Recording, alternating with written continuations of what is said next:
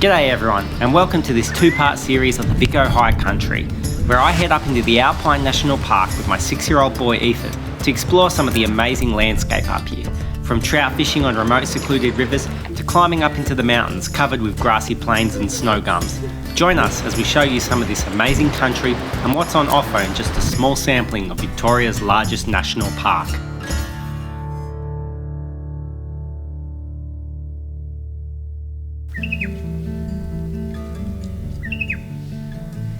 Australia's alpine area is a breathtaking and captivating place.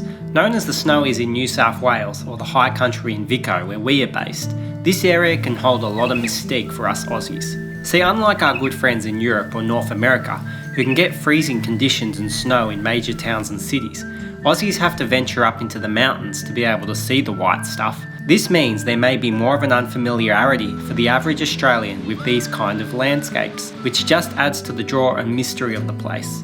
To see freezing conditions here, we got to put the effort in and go and travel up into these remote areas. The mountain regions here are often characterised by these big grassy plains and the iconic snow gum with their beautiful colours. Winter is usually the time for snow, but storms can happen at any time of the year, and just this December there was quite an amount of snow up in our high country. After spending time down in the valleys catching trout out of the river, we were off up into the mountains. I had my eyes on Mount Howit, but the crazy amount of rain this year meant the road up here was pretty much off limits unless you were in a decked out 4-wheel drive with your own self-recovery equipment, which I wasn't. I opted for another mountain nearby, still within what would be considered the Alpine line at over 1,500 feet, and just high enough to get out of the tall mountain ash and into those iconic grassy plains and snow gums. G'day everyone, and welcome back to this little high country series. And for this next little trip we're going to do, we're getting some altitude. So we're down in the canyons, in the gorges and the valleys fishing, and now we're going up into the mountains up to get some altitude where it's a lot cooler. It's a hot day though, it's about 30 degrees. So Ethan, how you doing? It's a bit of a walk, isn't it? He's looking a bit tired already. So we're walking up a 4-wheel drive track, and then this should join up to the McMillan's walking track, which is a pretty popular, well-known walking track here in the Vico High Country. And then we're just gonna find somewhere on the mountains here just to set up camp for the night, overlook the plains. Should be nice today. We're just going to take it easy, just set up camp, got the tent, nothing flash, yeah, and just enjoy it, enjoy being up in the altitude, up in the mountains. So yeah, it should be chilly tonight as well. It can get cold even in the middle of summer, so we're prepared for whatever tonight, but we're looking forward to it. Up he comes, as keen as ever. Lots of horsey tracks, though I do believe that this is a horsey track for horse people. Ooh, beautiful country up here. I feel better.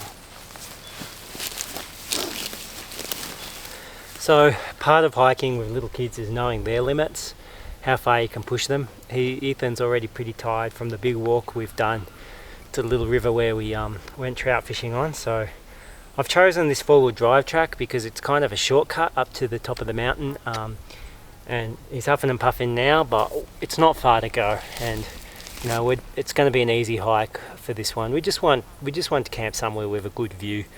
So it's always, as I mentioned in my video, I made 10 tips on how to safely wild camp with little kids. It's also about knowing their limitations and how far you can push them. But he's doing a great job so far. We're taking plenty of breaks up this hill. We're gaining altitude, that's for sure.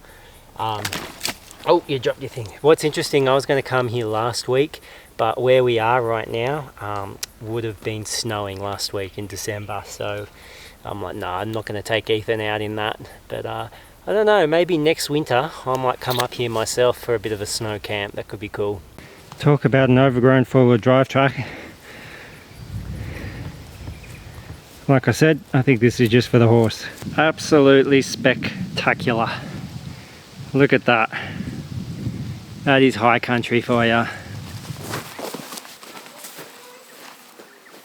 And here we have it. This is the McMillan's walking trail. We're going to walk up this way and then just find a place to wild camp just somewhere. But this is typical alpine country now. So there's a bit of a junction here. We're going up there. That's where we came from. There's also that way. So look, it's pretty easy to know where we are, and I've got maps and everything. But Ethan, I'm just teaching Ethan, this is what you can do if you're taking tracks out in the bush and there's a junction. We made a little arrow. pointing that way, we know we go that way tomorrow.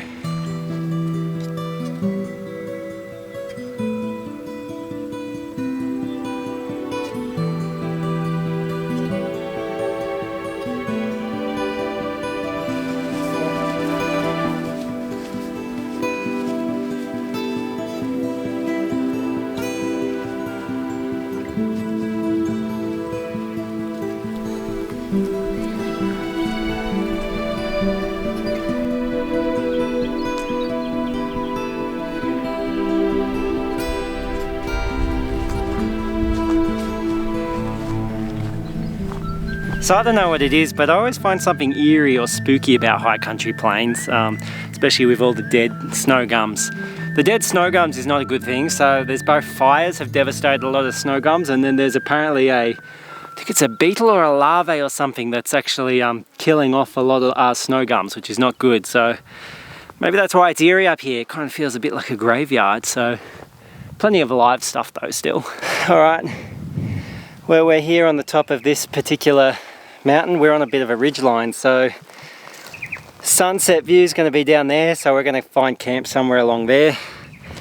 Sunrise views is going to be over there, and you can see some plains down there with a creek that runs through there, the high plains. So it's all about just going off trail now and finding a bit of a place to set up and have camp, but there's so many places and it really is beautiful.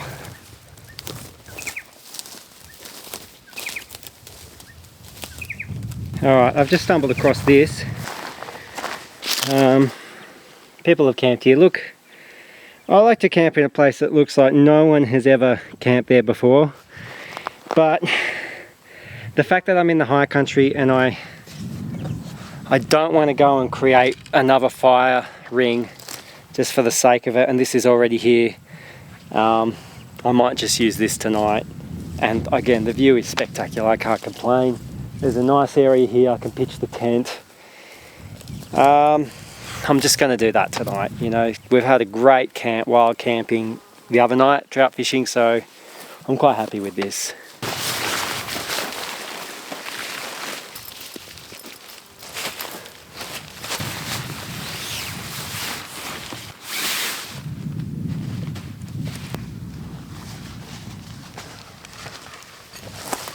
Look, there is plenty of firewood lying around that we can use. Just using sticks and things like that, not using hollow logs that insects and snakes and stuff can use for their home. As I said, this is a very fragile landscape, so you really want to do minimal impact camping when you're out here. And this dry stuff should be good for getting a spark going. I might try the flint and steel tonight actually.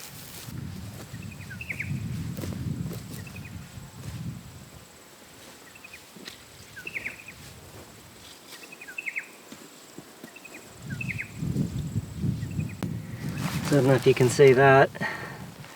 That's clearly deer.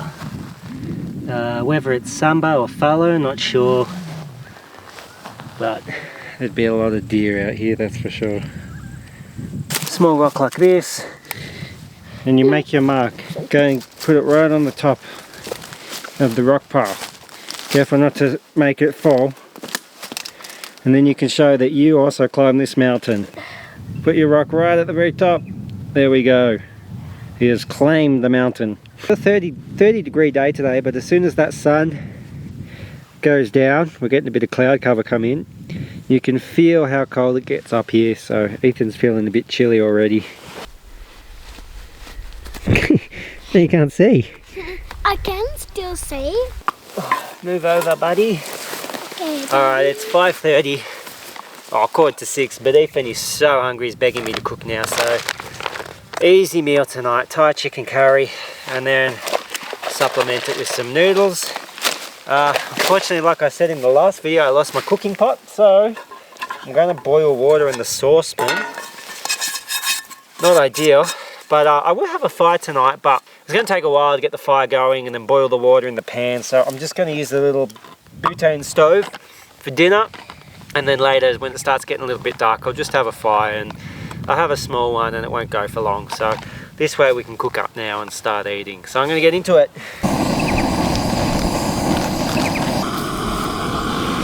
Alright, gonna pull on. Ah! Ah. And trust me to choose the spicy flavour, noodles and spicy flavoured, what is it, Thai chicken curry, when we don't have much water out here, but oh well. It is delicious, that's for sure.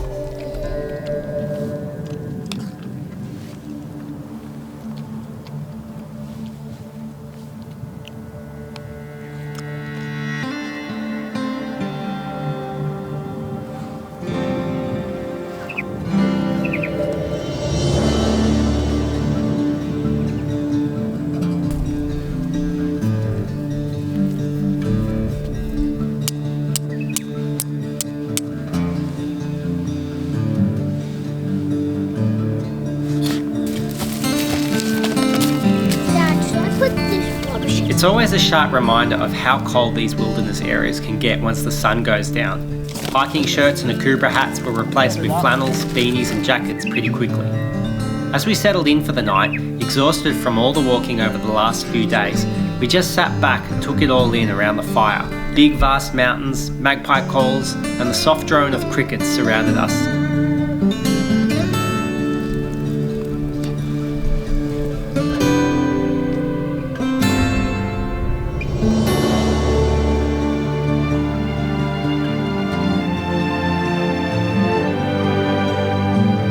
Yeah, it sure is a big effort at times to get my young kids out here, but I can't help but think it's all worth it, especially when sitting back around a fire and feeling how remote and secluded it all is.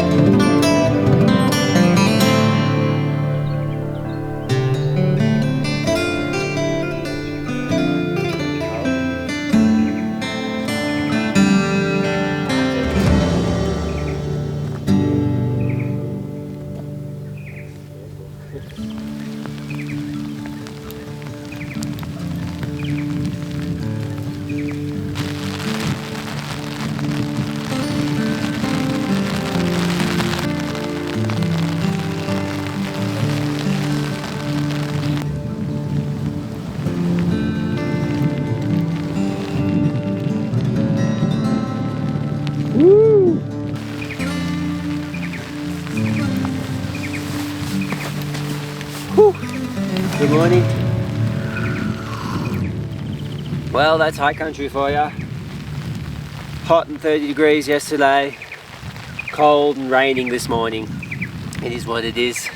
It's gotten really, really chilly all of a sudden, really, really cold and drizzling on and off. I was hoping it'd be, you know, we'd get a little, just a slight sprinkle of snow, but doesn't look like it's going to do it. I think it's just going to stay as a drizzle, but man, it's just amazing how this high country, Victorian high country can change and just different weather from day to day.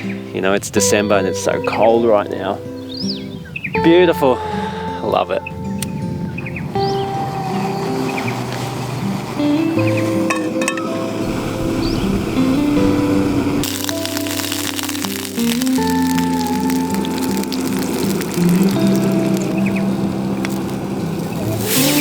There we go. Nutella pancakes for breakfast. This should get us home. There's your pancake. Thanks, Dad. Okay, sit in the tent because it's raining. Are you cold?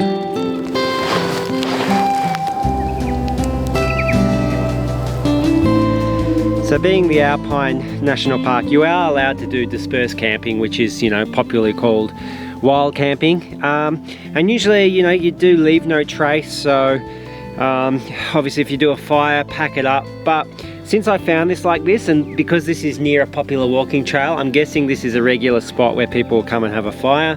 So I'm just going to leave it as it is, leave it as I found it. and hopefully the next person who comes along will use this place as a fireplace instead of creating a new one. It seems to be a bit of an established camping area, so yeah, I'm not going to pack that up and do leave no trace for this, because this is how I found it, and like I said, it's on a popular walking track. I wonder what memories my boy will have from trips like this. I'm hoping I'm installing a love for the wild in him, and something even more transcendent, beauty and glory itself and what they point to. My hope is that in his teenage years and older, it would have been so ingrained in him that these kind of experiences will be the adventurous outlets he'll look for, rather than the more destructive kinds that our society can so easily tempt us with. These areas are incredible, and as long as our feet can carry us, we'll continue to come out to these wild places.